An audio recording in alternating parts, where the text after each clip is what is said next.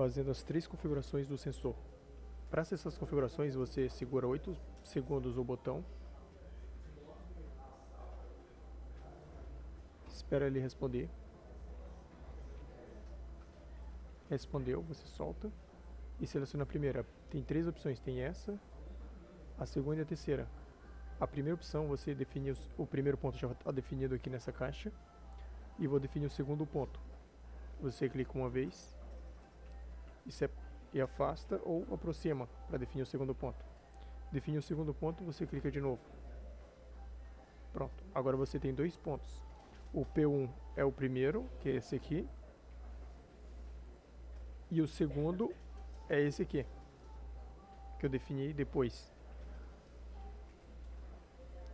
Como o segundo ponto a distância é maior do que o primeiro, a lógica é que ele acione depois e os dois acionem ao mesmo tempo nesse primeiro modo.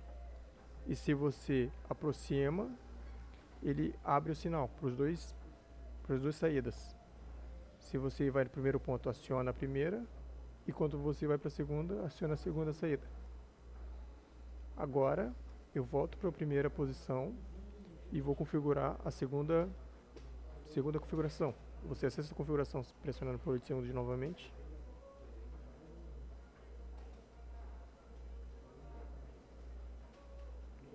E agora vou selecionar a segunda opção. A segunda opção é sempre que você definir a distância do P1 e do P2, a distância entre um e outro, a saída sempre vai ser ou um sinal ativo e o outro desligado. Ou o outro ativo, o segundo sinal ativo e o primeiro desligado. Por exemplo, estou na P1, vou definir a segunda distância agora. Clico uma vez e vou definir a segunda distância, um pouco mais para trás. E clico de novo. Pronto. Agora, entre esses dois sinais, ele sempre vai estar ativo um ou outro. Daqui para trás é um sinal. E aqui no meio, entre esses dois sinais, vai estar o primeiro ativo que eu defini. Entre essas duas distâncias, entre o P1 e o P2. O P1 agora e o P2 depois daqui. Então, entre esses dois pontos, o P1 vale. Vai ter saída no sinal que você definiu. Se você aproximar demais, vai para o segundo sinal. E se você separar demais, afastar demais, vai para o segundo sinal. Para configurar o inverso disso, seria colocar o P2 à frente do P1. Você está no P1 agora. Por exemplo, você configurou e está no P1. Se você clica uma vez no botão, pressiona uma vez aqui, e depois afasta o P2 para frente, o sinal vai ser invertido. Ou seja, o P1, ou primeira saída, vai ser no início, e a segunda saída vai ficar entre o P1 e o P2.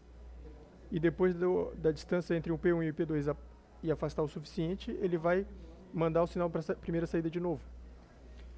Agora vamos acessar a última configuração. Você segura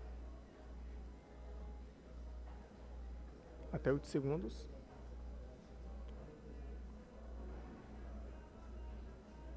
E agora vamos para a última opção, terceira, que é os dois acesos.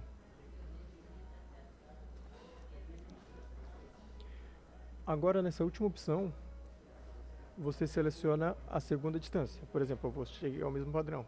Eu vou clicar uma vez e vou afastar para selecionar a segunda opção, o P2. E clico mais uma vez. Pronto. Agora você vai ter a primeira onde você estava. A primeira distância toda entre o sensor e o objeto, ele vai estar sempre ativo na primeira opção, na saída 2. E ao afastar, até depois da distância que você definiu, você vai ter a outra saída, e é isso. A terceira opção é isso, você define a primeira distância e ela vai ser até o sensor. A partir da distância que definiu entre o P1 até o P2, ele vai acionar outra saída quando afastar dela. Aí você aqui tem a outra opção. Se você definir o inverso, ele vai inverter os sinais. Ou seja, quando você aproximar, ele vai para a saída 2, para a saída 4 no caso. E vai ficar acionada a saída 4. E depois vai acionar a saída 2. Aqui, como eu defini o P1 é maior do que ou menor no caso, do que o P2, ele seguiu essa lógica. Se fosse ao contrário, a saída seria inversa. Seria o inverso disso. No caso, acenderia o pino da direita aqui agora, e depois o pino da esquerda. Seria ao contrário disso. Isso.